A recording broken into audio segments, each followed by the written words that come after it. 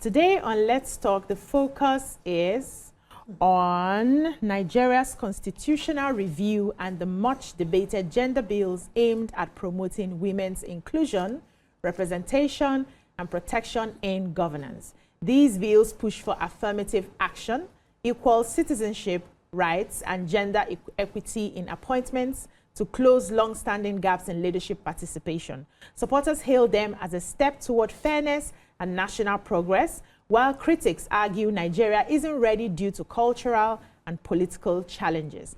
Joining the discussion is Honorable Kafilat Ogbara, Chair of the House Committee on Women Affairs, to shed light on what the bill means and the road ahead. The big question will be, will Nigeria finally enshrine gender equity in its constitution, or will opposition prevail once more? You can also join the conversation and call us on 02016352013 or 09024163440, or tweet us at TVC Connect using the hashtag YourViewTVC. Welcome, Ma. Thank you very much. We're happy to have you today. Thank you. Yes, so last year, the National Assembly voted against 4 key gender bills that would have strengthened women's representation in leadership. Last assembly, yes. I would like to ask you the biggest lessons from that experience and how your committee is approaching it differently this time. Well, thank you very much for that question. The 10th House of Representatives, led by Right Honorable Tajuddin Abbas, is a gender-sensitive leadership. And of course, you know, the last assembly, we were able to lose all the gender bills due to non-passage. But this time around, we have the Deputy Speaker of the 10th Assembly being a sponsor of one of the reserve seats bill, of which I'm also a sponsor. And this time around, the strategy is so different. The advocacy has been very high. The acceptance level has really gone up. And of course, we believe that there is no better time than now, because we have an executive led by the President of the Federal Republic of Nigeria, who is a gender-sensitive president. As we speak today, he's the only person that has allowed his wife to contest the Senate election 3 times, and is a lawmaker himself. And of course, the Vice President is also was a lawmaker and is still a lawmaker. Once a senator, always a senator. So we have everything that we need in place. The leadership of the Senate is also in support of this bill. The House of Representatives, they are in support. You know, civil society organizations. We have taken our campaigns to our traditional leaders, grassroots level, political party level. In fact, right now we are having another, like a public hearing for all our political parties. It's ongoing, 10 a.m. in Abuja as I speak. I'm supposed to be there, but because of this program, I decided to honor this program first before I go and join them. So the strategy is totally different. We are giving it back-to-back campaign, non-stop. And we have our development partners too, who have been very supportive and also helping in this campaign, because we believe that we have to take a deliberate and intentional, decision to get women there. We have been in deficit for too long. Yes. If you look back at history, before Nigerian women were allowed to start to vote and be voted for, that was in 1954. 1954, just before independence here. And that was just for southern women. 25 years after, that was when they allowed the northern women. That was when they got the franchise. That was in 1979. Before northern women are allowed, check history, before they were allowed to start to vote and be voted for. And the men have started back long before now. So how do you expect us to catch up? We have to take a deliberate decision to do that. So a lot of lawmakers, some of them ask me, what is it about this bill? What do you want? Go and contest on level playing field. We cannot contest like that, because we did not start at level playing field. We did not start at the right time. So we need to catch up. And the only way we can catch up is for this bill to be passed. And we are not being confrontational. We are not agitating negatively. We are just appealing. We are pleading with them. We want their support. We need their support. And we believe they can do it for us. And we have started to go around all our lawmakers, one by one, whether they are at home or in the office. That is also ongoing. As I speak with you, we have a team that is doing that.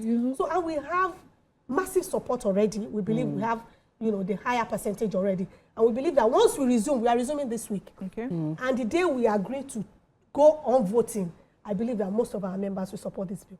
And we have also told them, this bill is not a threat to your seat. Because when you say you want quota, we need so percentage for our women. They will tell you, whose seat are you coming to take? And if a bill like that is on the floor of the House, if our members are in the bathroom, they are bathing, and they hear that it's on the table, they will come out to soak on their so bill. have the highest number of they will rush presents. there and go and kill that bill. But now we are saying reserved seats.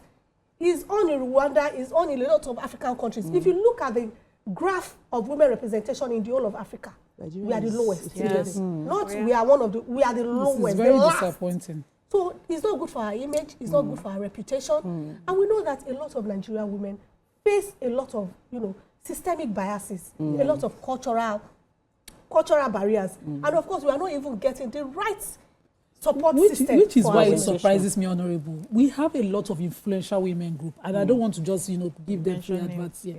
Every year, their conferences shake ground. We have such a strong, influential group that we even shake ground outside the country in Asia. When we group every year, these are influential women, powerful women with money. And I'm surprised that we have honorable members who are under these constituencies of women, and we cannot change this ordinarily. Support, the way the gender bill, sensitive bill failed last assembly, I was shocked. It broke everybody, every woman, because now we were looking at it, and women were part of that failure. No. Yes. I wouldn't think so. Please, do you agree? And if you don't agree, Well, I believe the women in the 10th assembly, in the 9th assembly, then they did their best. They tried their best. But you know that when the men wanted to go, whichever way they wanted to go, that is the way to go. Yeah. So all we Majority. need to do is to get their Convince support, them. convince them, cajole them, massage their ego, do everything we need to do. Just to Massage get their ego. the result. I want to ask you concerning this, because one of the things, when you want to resolve conflict, you look at all the benefits. So this, where we are now, we want to get more women in the decision-making of our laws. And the challenge is the men feel scared that they would have to lose their seats. They might be told to be the one to step down so that a woman can replace them there. And you're no longer fighting for that. What you're now fighting for is a different nomenclature. It's called extra, the reserve. Please, can you explain Thank you very how much. that would The work? Reserve Seats for Women bill is a bill seeking that we should have extra House of Representative member in every state. As we speak today, we have 24 members from Lagos State, of which I'm the only woman there. So it means we are going to be having 25 seats. We are having one extra, of which all political parties will select a woman to contest. It will just be women's seats. So every political party, APC, PDP, Labour Party, all of them represent a woman to contest for that seat. So whichever party wins for the extra seat. So we're not asking for too much. Not at all. So Just that way we one. would not have, Just there will one. be 37 women. 37 women, yes. supposedly, aside from those that will vie Exactly. Contest Including the contest city. normally. Thank you very much. And then the Senate, we're also asking for just one extra. In every state now, we have three senators. Yes. So we're asking for just one make reserved it seat 4? for a senator in every state. And then for the houses of assembly, we are seeking that we have a woman per senatorial district, meaning we are going to have 3 extra per state. That's all we're asking for. We're not asking for too We're much. not asking for too much. But let's take a short break. When we come back, we continue this conversation. Stay with us. Back, we're still having the discussion with Honorable Kafilat Ogbara. We're talking about the gender bill. Yes, and so, critics are saying that this gender bill really sounds elitist and hopes to serve like politically connected women rather than the women at the grassroots. So can you tell us how this bill is going to serve the women at the grassroots and not just the elitists? Well, this extra seat we are seeking is just like any normal seat. There's no any difference. So it's for grassroots, it's for every woman, it's for business women, anybody, any woman aspiring to go to the legislative arm of government, is for them. And the only difference is just that it's women that will contest the seat. And we are saying that we need that deliberate decision because if you look at what happened in Lagos State local government recently, all thanks to the First Lady of the Federal Republic of Nigeria, who insisted that our political party should ensure that the councillors, the female councillors that contested in every local government, that at least 2 women must be part of the councillorship candidates. And that's what we got in the long run. Even though some local governments still did what they wanted to do, they did not In some local governments, we didn't have at all. Some we had 1-1. But in a lot of local governments, we had 2 female councillors because of that deliberate policy that was introduced into the political party. So if we don't do that, we will never have our women there. And when we are talking about women representation, it's not about just adding to the number. We are talking about having eligible, capable women who are going to bring quality and value on board. And when we empower women, we are empowering the nation. It's about nation building, it's about growth, it's about development. It's not just about bringing exactly. women to the table. Sometimes somebody feels like, oh, these women, what do they want? We are already doing things for them. But I think that it might be important for you to put it to context and let people know why it's important to have inclusion, the advantages of having inclusion, how things will be better when we have that kind of inclusion, even for the men. Well, for inclusion, you know that even the Sustainable Development Goal, number 5, tells you about gender equality. Yeah. And we want zero hunger. We want to reduce poverty. The only way we can do that is to include women. And the simplest example that I give is that what makes a society, what makes the world? Every society emanates from the unit of the home. Yeah. If I am a woman, you are a woman, we are women here.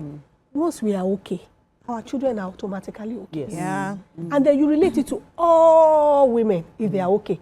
And it is these children that goes out to the society. They are the ones that goes out to make the world.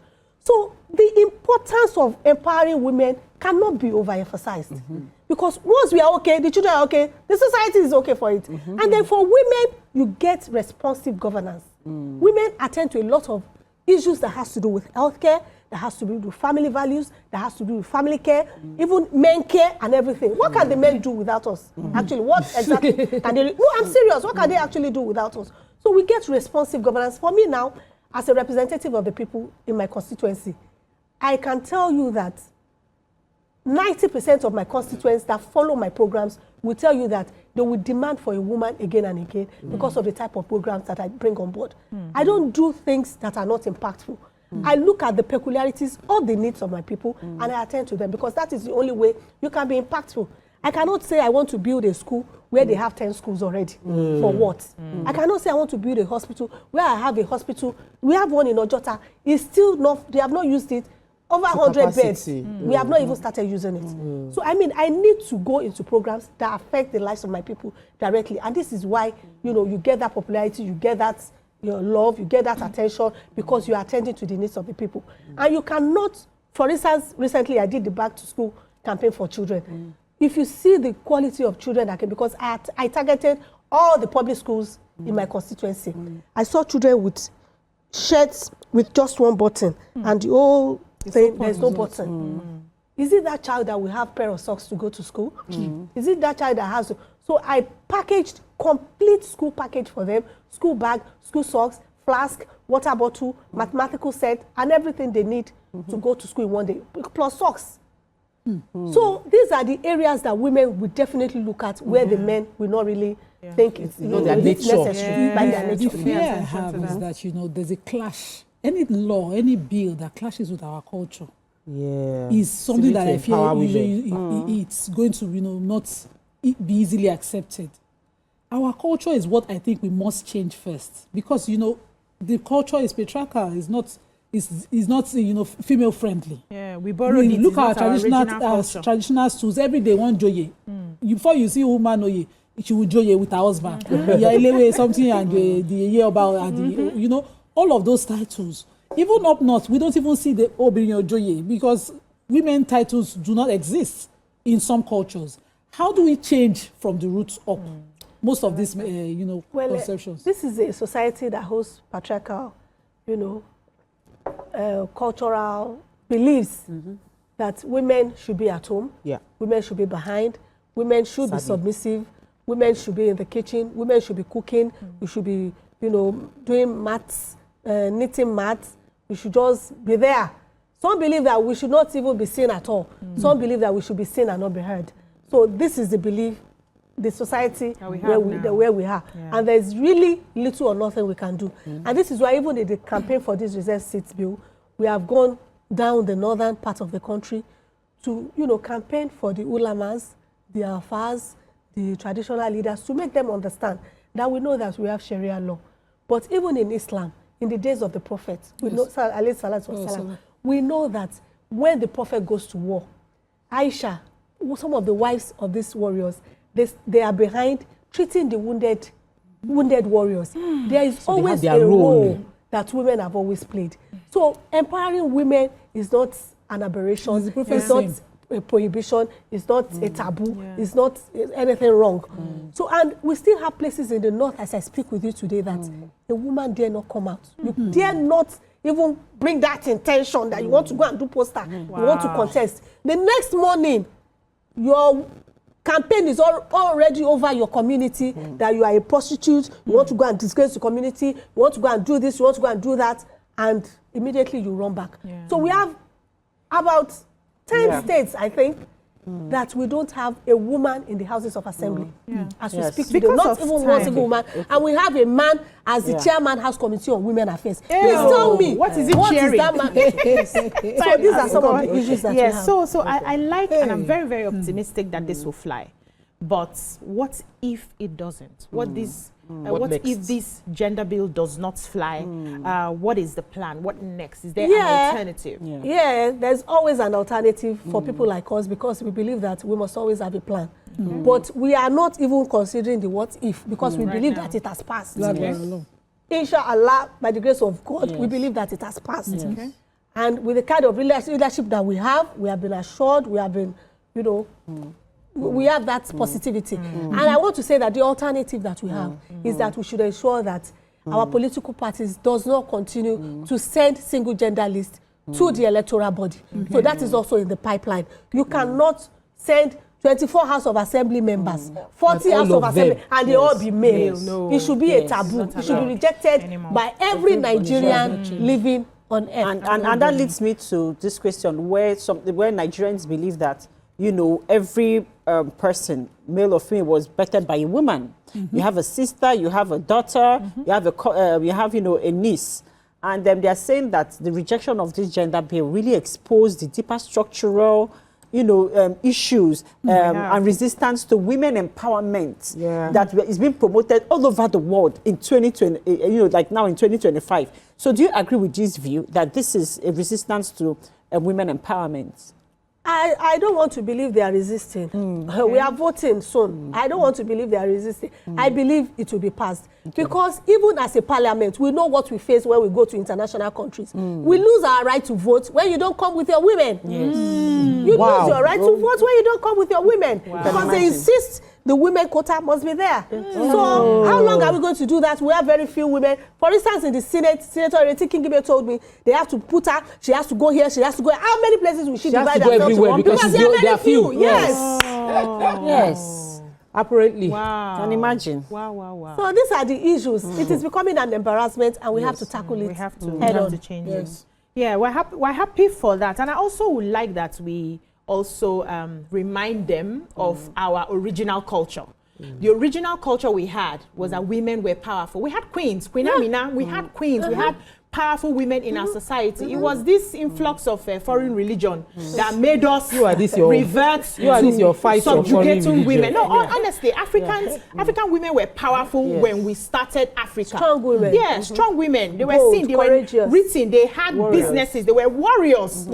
Women in battle. How many female soldiers do we have today? So we need to remind them that this is the order of things, and also give them examples of countries that are doing well with women representation. It's for all of us. Exactly. Yeah, when we have enough men, we have enough women. It's for all of us. Thank you so much, ladies. Thank you. That's all we can take on the show today. Thank you so much, Honorable Kafilat Ogbara, Chair of the House Committee on Women Affairs. Thank you for joining us today to shed light on the gender bill, and we wish you all the best. We wish all of us this bill all the best. Yes. I wish I had my in the name of Jesus. I need people to campaign for me. So please let the campaign continue. Yes, we'll push it. Thank you That would very be much. amazing. Thank you. That's all we can take on the show today. We'll see you tomorrow for another interesting show. Do enjoy the rest of your day. Bye-bye now. you. Bye-bye. Thank you. Bye.